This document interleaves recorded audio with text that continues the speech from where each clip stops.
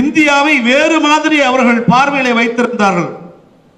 ஆனால் கொடுமையான துயரம் நிறைந்த இந்தியாவும் இருக்கிறது என்பதை சேரிகளை பார்த்து புரிந்து கொண்டார்கள்.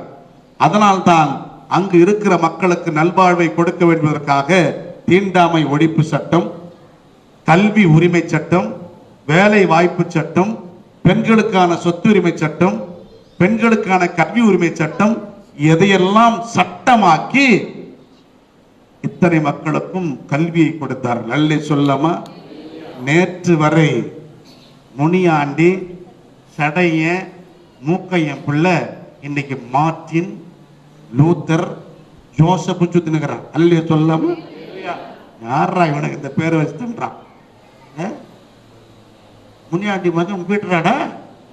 அல்ல சொல்லாம, யதார்த்தம். சடைய மகன் இன்னைக்கு சாக்ரட்டிஸா?